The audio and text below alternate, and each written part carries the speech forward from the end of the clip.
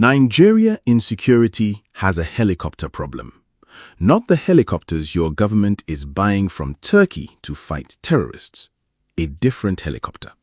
A Russian-made aircraft registered to Turkish Forestry, registration number ROA 25659, that has been filmed moving freely through bandit and terrorist corridors from Zamfara to Kogi, from Kaduna to Kebbi, from Mali to Burkina Faso and Chad. And in the viral clip that started all of this, the terrorists were not running. They were comfortable. They wanted to climb inside.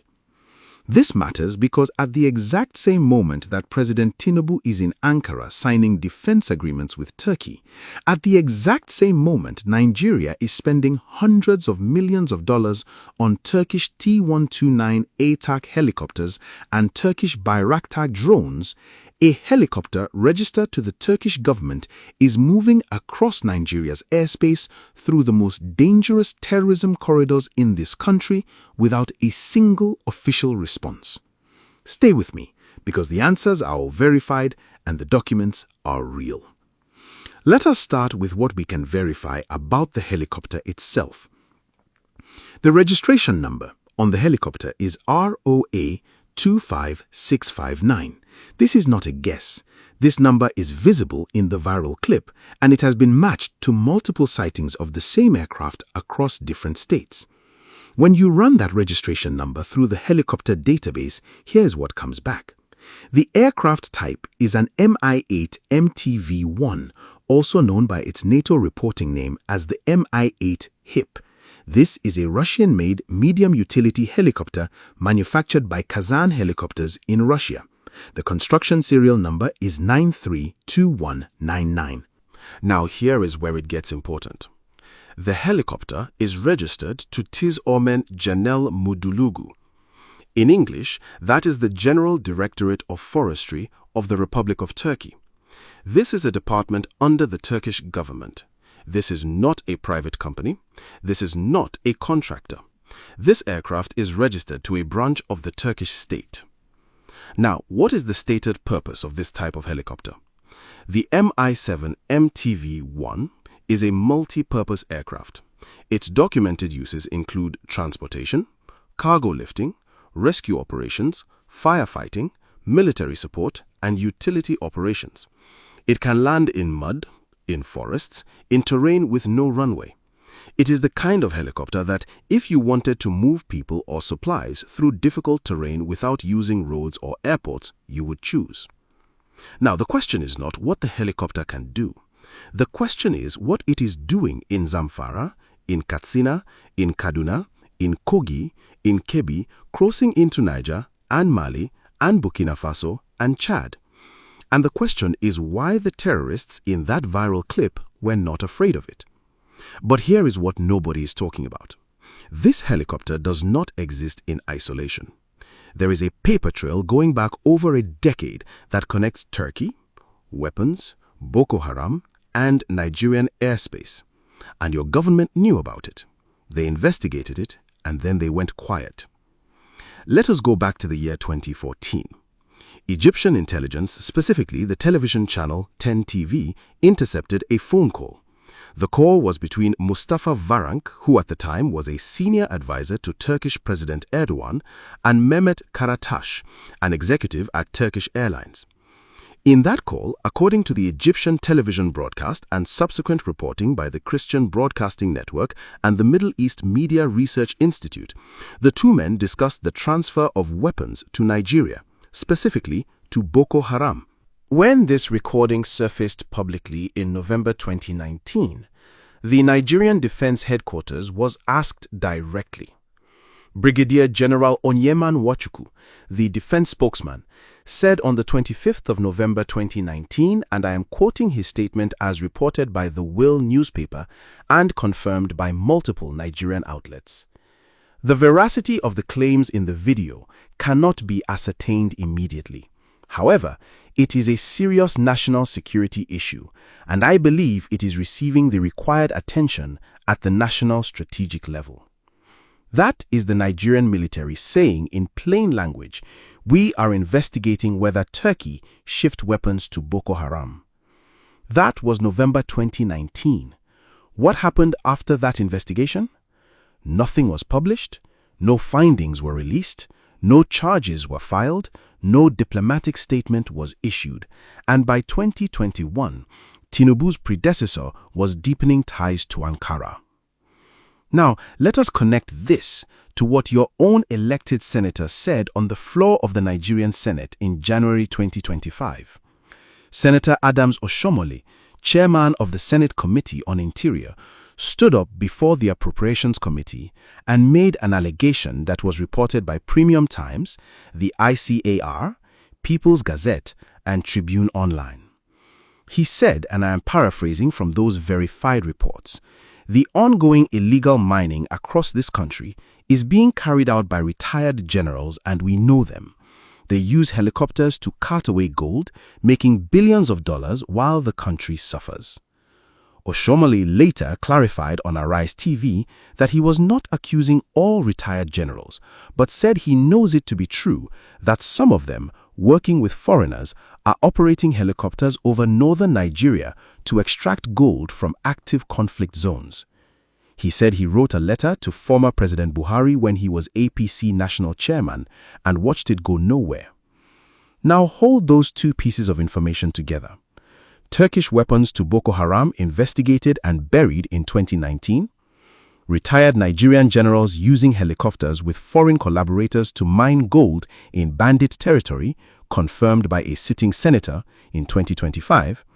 And in between those two facts, a helicopter registered to Turkish forestry is filmed moving through those exact same corridors with terrorists who are not running from it.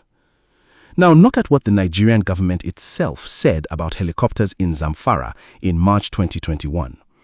The National Security Council, following credible intelligence, declared Zamfara a no-fly zone. Multiple security sources reported by Daily Trust and The Nation at the time confirmed that helicopters were being dropped arms and food for bandits and to evacuate illegally mined gold. Presidential spokesman Garba Shehu stated publicly that there was a strong suspicion that helicopters foraying into mining areas were not purely for miners, and that some flights were being used to ferry logistics to bandits in the forests, and that those logistics included weaponry. That is not a conspiracy theory. That is a senior presidential spokesperson speaking on record. The Nigerian government knew helicopters were supplying bandits in Zamfara. They issued a no-fly zone, then they lifted it, and the helicopters kept coming. And this is where it gets dangerous for every Nigerian who is paying attention. Because while all of this is happening at the criminal level, something else is happening at the official diplomatic level that ties the whole picture together.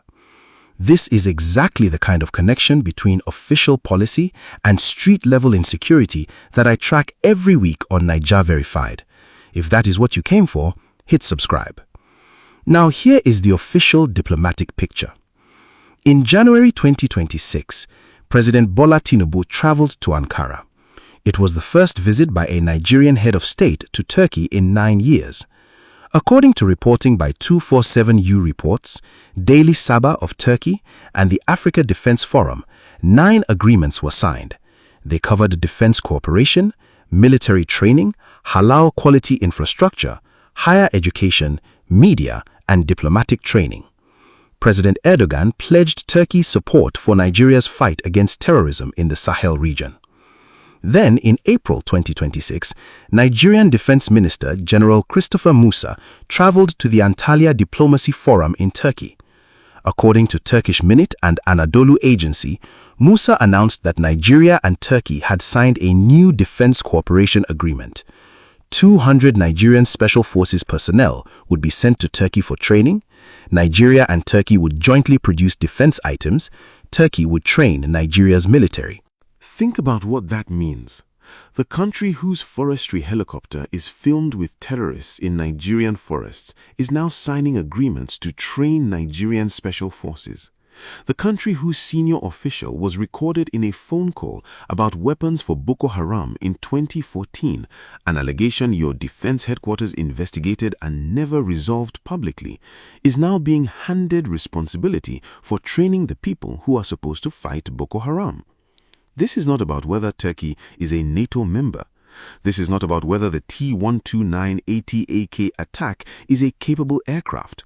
The specific question Nigerians deserve an answer to is this: while your government is deepening military cooperation with Turkey at the official level, how is a helicopter registered to Turkish forestry moving through Zamfara, Katsina, Kaduna, Kebbi, and Kogi? Who authorized its flight path? Who in the Nigerian Civil Aviation Authority cleared it? Who in the Nigerian Air Force is tracking it? And if nobody is tracking it, why not?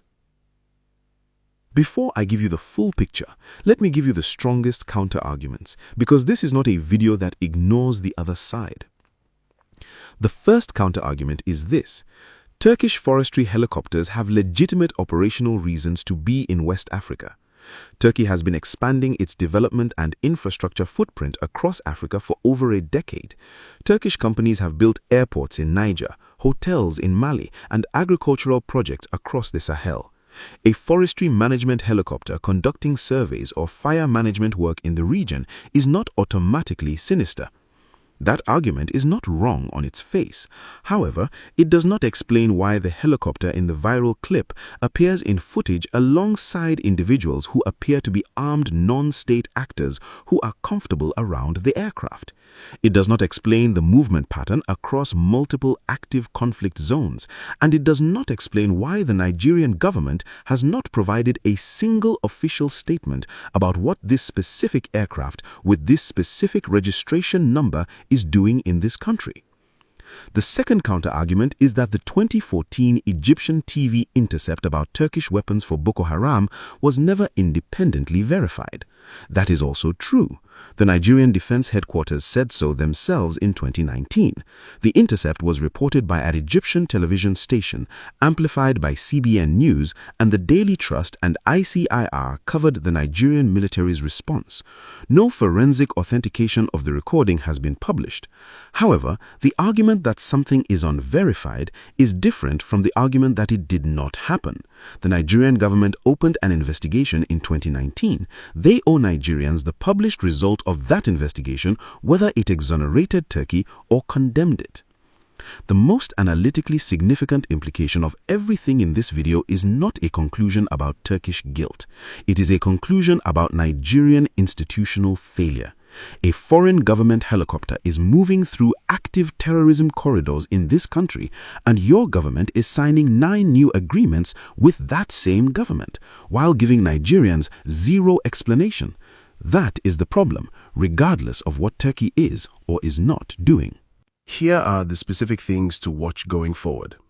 The first thing to watch is whether any Nigerian official at any level responds to the specific registration number ROA 25659. Not a general denial, not a statement that says the viral video is misleading. A specific answer to a specific question. What is that aircraft? What is it doing in Nigeria? And who authorized it? If no official answers that specific question, that silence is itself information. The second thing to watch is the outcome of the defense agreement signed between Nigeria and Turkey in January and April 2026. 200 Nigerian special forces are going to Turkey for training. If those soldiers come back and are deployed against Boko Haram and ISWAP in the northeast, that is a concrete security outcome.